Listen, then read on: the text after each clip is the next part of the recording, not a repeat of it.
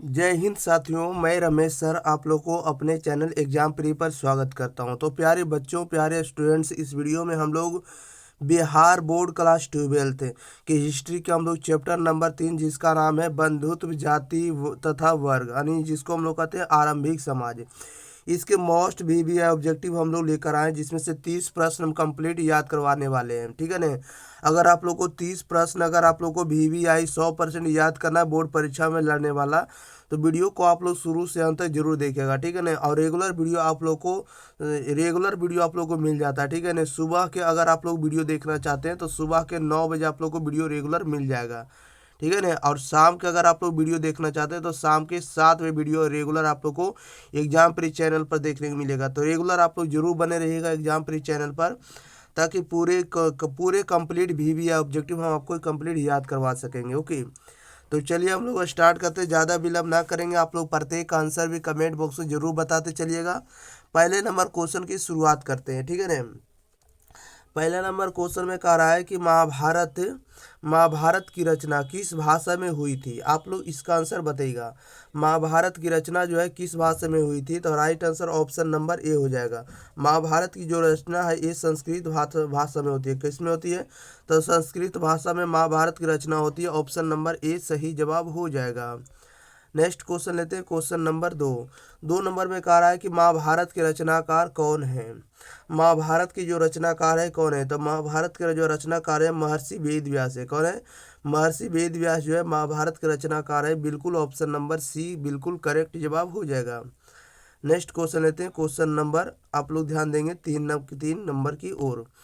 3 number में कह रहा है कि महाभारत का समालोचनात्मक संस्करण तैयार करने की अत्यंत महत्वाकांक्षी परियोजना किस विद्वान के नेतृत्व में शुरू हुई थी, बताइएगा।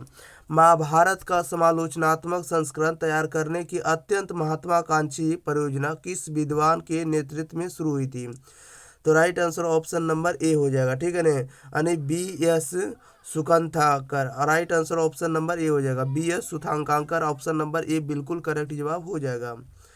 क्वेश्चन नंबर हम लोग 4 की बात करेंगे। क्वेश्चन नंबर 4 में करा है कि श्रीमद् भागवत गीता महाभारत के किस पर्व का अंश है, बताइएगा। श्रीमद् भागवत गीता महाभारत के किस पर्व का अंश है, तो राइट आंसर सी सही जवाब हो जाएगा। भीष्म पर्व का अंश है। राइट आंसर बिल्कुल सी करेक्ट जवाब हो जाएगा। नेक्स्ट क्वेश्चन लेते हैं, क्वेश्चन नंबर 5। क्वेश्चन नंबर 5 में कह रहा है कि मनु स्मृति की रचना किसने की थी।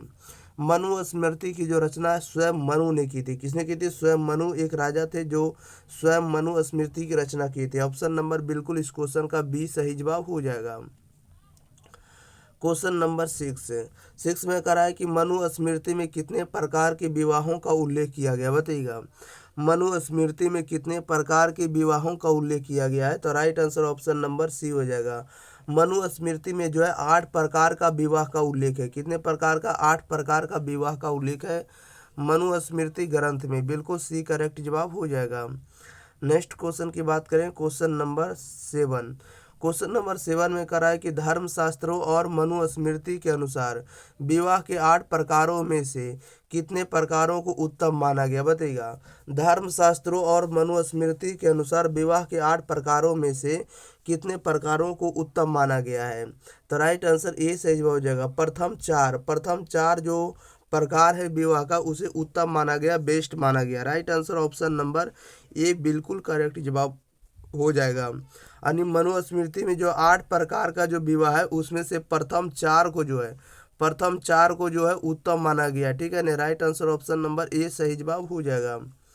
नेक्स्ट क्वेश्चन लेते हैं, क्वेश्चन नंबर 8 में कह रहा है कि गोत्र के अंदर विवाह करना किस प्रकार का विवाह कहलाता है, बताइएगा। गोत्र के अंदर विवाह करना किस प्रकार का विवाह कहलाता है, तो राइट आंसर बी सही जवाब हो जाएगा। अंतर विवाह कहलाता है। क्या कहलाता है, अगर आप लोग गोत्र के अंदर विवाह करते हैं तो वो जो विवाह कहलाता है अंतर विवाह के अंतर्गत आता है। राइट आंसर बी सही जवाब हो जाएगा। नेक्स्ट क्वेश्चन लेते हैं, क्वेश्चन नंबर 9। क्वेश्चन नंबर 9 में कह रहा है कि गोत्र से बाहर विवाह करने की प्रथा को क्या कहते हैं, बताइएगा। गोत्र से बाहर विवाह करने की प्रथा को क्या कहा जाता है, तो राइट आंसर बी सही जवाब हो जाएगा। बहिर्विवाह कहलाता है। ठीक है ना। गोत्र से अगर आप बाहर निकल कर विवाह करते हैं तो वो कहलाता है बहिर्विवाह कहलाता है। बिल्कुल ऑप्शन नंबर बी सही जवाब हो जाएगा। क्वेश्चन नंबर 10 में कह रहा है कि प्रत्येक गोत्र किस वैदिक ऋषि के नाम पर होता था, बताइएगा। प्रत्येक गोत्र किस वैदिक ऋषि के नाम पर होता था? तो right answer option number C correct जवाब हो जाएगा। वैदिक ऋषि के नाम पर जो है प्रत्येक गोत्र का नाम होता था। Right answer option number C correct जवाब हो जाएगा। क्वेश्चन नंबर 11 की बात करेंगे। 11 नंबर में कह रहा है कि किस राजवंश के राजाओं में माताओं का नाम बोले जिसको मातृनाम राजाओं के नाम पर आगे जोड़ने की प्रथा थी, बताइएगा। किस राजवंश के राजाओं में माताओं का नाम राजाओं के नाम आगे जोड़ने की प्रथा थी? तो राइट आंसर ऑप्शन नंबर इसका क्या हो जाएगा? तो सी करेक्ट जवाब हो जाएगा। सातवाहन वंश, ठीक है। सातवाहन वंश का जो राजा था वो माताओं के नाम के आगे जोड़ा जाता, ठीक है ना। Right answer option number C correct जवाब हो जाएगा। अगले क्वेश्चन लेते हैं 12 नंबर में कह रहा है कि कुरु साम्राज्य की राजधानी कहाँ थी, बताइएगा। कुरु साम्राज्य की राजधानी कहाँ थी? तो कुरु साम्राज्य की राजधानी हस्तिनापुर थी। कहाँ थी? हस्तिनापुर जो थी कुरु साम्राज्य की राजधानी हुआ करती थी। बिल्कुल ऑप्शन नंबर ए सही जवाब हो जाएगा।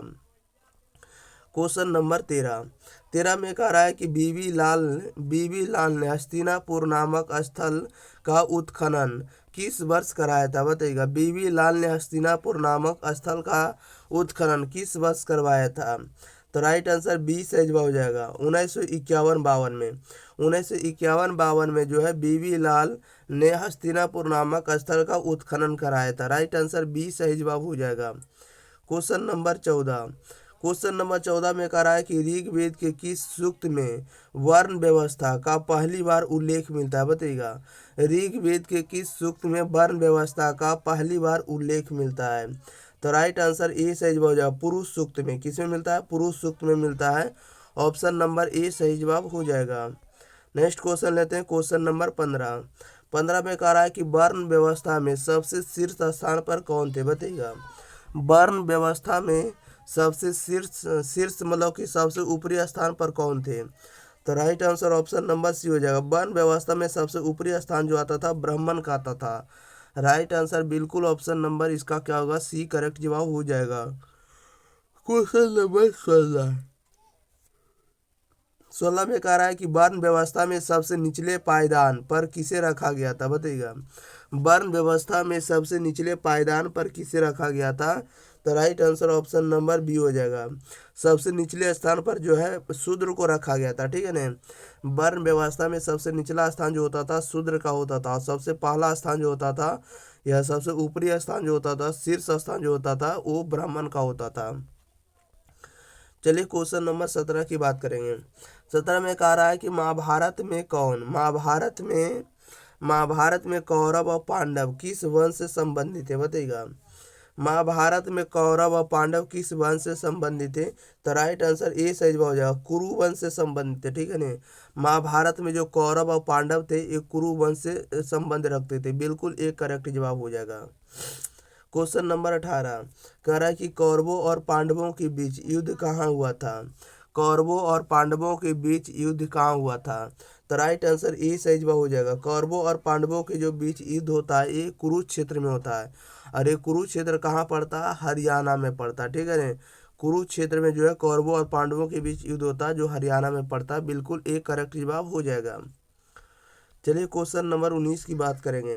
19 में कह रहा है कि दुर्योधन की माँ कौन थी, बताइएगा।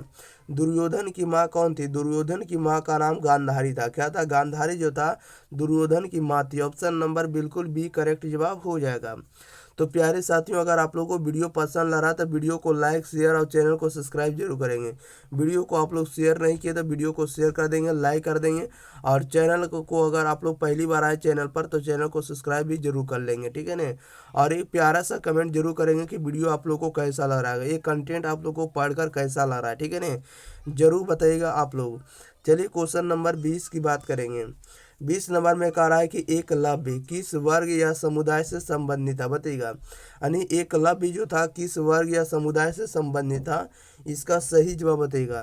तो एकलव्य जो था ये निषाद से संबंधित था, ठीक है ना। निषाद वर्ग से संबंधित था। ऑप्शन नंबर सी करेक्ट जवाब हो जाएगा। 20 के बाद 21 की बात करेंगे। 21 में कहा है कि गुरु द्रोणाचार्य ने किसे सर्वश्रेष्ठ धनुर्धर बनाने का वचन दिया था? गुरु द्रोणाचार्य ने किसे सर्वश्रेष्ठ धनुर्धर बनाने का वचन दिया था? तो राइट आंसर बी सही जवाब हो जाएगा। सर्वश्रेष्ठ धनुर्धर बनाने का जो निश्चय है या वचन जो है अर्जुन को दिया था, ठीक है ना। राइट आंसर बी सही जवाब हो जाएगा। क्वेश्चन नंबर 22 नंबर की बात करेंगे, ध्यान देंगे 22 में। 22 में कह रहा है कि मनुस्मृति के अनुसार पैतृक जायदाद सबसे अधिक या विशेष भाग किसे दिया जाता था? बताइएगा। मनुस्मृति के अनुसार पैतृक जायदाद में सबसे अधिक या अधिकार विशेष रूप से किसे दिया जाता था? तो right answer option number B हो जाएगा। मनुस्मृति में जो पिता का जो सबसे ज़्यादा जो धन होता था या पिता का जो धन होता था, ये सबसे ज़्यादा किसे दिया जाता था? तो ज्येष्ठ को दिया जाता था, ज्येष्ठ पुत्र को दिया जाता था ना, यानी सबसे बड़े पुत्र को सबसे ज़्यादा संपत्ति दिया जाता था, ठीक है ना, मनुस्मृति ग्रंथ के अनुसार। बिल्कुल बी करेक्ट जवाब हो जाएगा। आप लोग इस बात को याद रखेंगे। चलिए क्वेश्चन नंबर हम लोग 23 नंबर की बात करेंगे। 23 नंबर में ध्यान देंगे। 23 में कह रहा है कि चीनी बौद्ध यात्री फासियन जिसको फाहियान कहा जाता है, ठीक है ना, भारत की शताब्दी में आया था। बताइएगा। चीनी बौद्ध यात्री फाहियान भारत की शताब्दी में आया था। तो right answer option number A हो जाएगा। यानी हम कह सकते हैं कि चीनी बौद्ध यात्री फाहियान जो है भारत चौथी पाँचवीं शताब्दी में भारत आया था, ठीक है ना। चौथी पाँचवीं शताब्दी ईसा पूर्व में जो है चीनी बौद्ध यात्री फाहियान भारत आया था। बिल्कुल एक करेक्ट जवाब हो जाएगा। क्वेश्चन नंबर 24 की बात करेंगे। 24 में कहा है कि प्राचीन काल में आजीविका और संसाधनों पर अधिकार का मुख्य आधार क्या था? बताइएगा। प्राचीन काल में आजीविका और संसाधनों पर अधिकार का मुख्य आधार क्या था? प्राचीन काल में आजीविका और संसाधनों पर अधिकार का मुख्य आधार जो था क्या था? तो right answer option number A हो जाएगा। लिंग और वंश या जनजाति था, ठीक है ना। लिंग और वंश या जाति था। बिल्कुल एक करेक्ट जवाब हो जाएगा इस क्वेश्चन का। हम लोग कह सकते हैं कि आजीविका और संसाधनों का पर जो अधिकार था वो मुख्य आधार लिंग के आधार पर या वंश या जाति के आधार पर होता था। बिल्कुल एक करेक्ट जवाब हो जाएगा। क्वेश्चन नंबर 25 में कह रहा है कि जाति शब्द वर्ण से किस प्रकार भिन्न है? बताइएगा। जाति शब्द जो है वर्ण से किस प्रकार भिन्न है? तो राइट आंसर ए सही हो जाएगा। वर्ण केवल 4 थे, जबकि जातियों की संख्या अनगिनत थी। राइट आंसर ए सही जवाब हो जाएगा। याद रखिएगा कि जाति जो है, जाति शब्द वर्ण से किस प्रकार भिन्न थी? तो वर्ण केवल 4 थे, ठीक है ना, और जाति की संख्या क्या थी? अनगिनत थी। बिल्कुल एक करेक्ट जवाब हो जाएगा। क्वेश्चन नंबर 26 में कह रहा है कि प्रसिद्ध बौद्ध ग्रंथ मजिझम निकाय किस भाषा में लिखा गया? बताइएगा। प्रसिद्ध बौद्ध ग्रंथ मजिझम किस भाषा में लिखा गया है? तो राइट आंसर बी सही हो जाएगा। जो भी बौद्ध ग्रंथ है वो पाली भाषा में ही लिखा गया, ठीक है ना। जैसे मजिझम कहा जाता है, ये भी पाली भाषा में ही लिखा गया। बिल्कुल बी करेक्ट जवाब हो जाएगा। क्वेश्चन नंबर हम लोग 27 की बात करेंगे। 27 नंबर में कह रहा है कि स्त्री धन पर किसका अधिकार माना जाता था? बताइएगा। स्त्री धन पर किसका अधिकार माना जाता था? यानी स्त्री का जो धन होता था वो किसका अधिकार होता था? तो right answer option number C correct जवाब हो जाएगा। केवल स्त्री का होता था, ठीक है ना। स्त्री धन जो था ये किसका अधिकार होता था? केवल स्त्री का होता था। बिल्कुल सी करेक्ट जवाब हो जाएगा। क्वेश्चन नंबर 28 नंबर में कह रहा है कि रेशम बुनकरों की एक श्रेणी का उल्लेख किस अभिलेख में मिलता है? रेशम बुनकरों की एक श्रेणी का उल्लेख किस अभिलेख में मिलता है? तो ऑप्शन नंबर इसका ए करेक्ट जवाब हो जाएगा। मंदसौर अभिलेख में, ठीक है ना। यानी रेशम बुनकरों की श्रेणी का जो उल्लेख है ये मंदसौर अभिलेख में देखने को मिलता है। मंदसौर अभिलेख में रेशम का उल्लेख मिलता है। बिल्कुल एक करेक्ट जवाब हो जाएगा। क्वेश्चन नंबर 29 में कह रहा है कि घटोत्कच किसका पुत्र था? घटोत्कच जो था किसका पुत्र था? आप लोग इसका आंसर बताइएगा। तो घटोत्कच जो था किसका पुत्र था? महाभारत में इसका उल्लेख मिलता है, जिक्र मिलता है भीष्म और हिडिंबा का। यानी भीष्म और हिडिंबा का पुत्र था घटोत्कच। ऑप्शन नंबर बिल्कुल इसका बी करेक्ट जवाब हो जाएगा। और ये जो पुत्र था राक्षसी प्रवृत्ति का था, ठीक है ना। घटोत्कच जो था ये राक्षसी प्रवृत्ति का था, क्योंकि इनकी माँ जो थी राक्षसी थी, ठीक है ना, राक्षस थी। राइट आंसर याद रखिएगा, बी करेक्ट जवाब हो जाएगा। अगले क्वेश्चन लेते हैं। क्वेश्चन नंबर 30 की बात करेंगे। लास्ट क्वेश्चन है, ठीक है ना। कह रहा है कि मनुस्मृति का संकलन लगभग किस काल में हुआ था? मनुस्मृति का संकलन लगभग किस काल में हुआ था? तो मनुस्मृति का जो संकलन है 20 ईसा पूर्व से 200 ईसा पूर्व से 200 ईस्वी के बीच जो है मनुस्मृति ग्रंथ का संकलन किया गया था। बिल्कुल एक करेक्ट जवाब हो जाएगा इस क्वेश्चन का। तो प्यारे साथियों, इस वीडियो में हम पूरे के पूरे क्वेश्चन आंसर कंप्लीट याद करवा दिए। तो अगर आप लोग को वीडियो पसंद लगते हैं तो आप लोग अपना एक प्यारा सा कमेंट जरूर करेंगे, वीडियो को लाइक करेंगे। और अगर आप लोग वीडियो को शेयर नहीं किए तो वीडियो को कम से कम 10 दोस्तों के पास शेयर जरूर करना है। और न्यू स्टूडेंट है, चैनल पर पहली बार आए तो चैनल को सब्सक्राइब भी जरूर कर लेंगे, ठीक है ना। और एक प्यारा सा कमेंट आप लोग को जरूर करना। वीडियो आप लोग बताइएगा कि रमेश सर का पढ़कर आप लोग को कैसा लग रहा है, जरूर बताइएगा। एग्जाम प्रिय आपका परिवार है, इस परिवार को आप लोग जितना सपोर्ट कर सकते हैं इसी चैनल पर आपको सभी तरह का वीडियो मिलता रहेगा, ठीक है ना। चलिए तो मिलते हैं अगले वीडियो साथ, तब तक के लिए thank you for watching this video. धन्यवाद।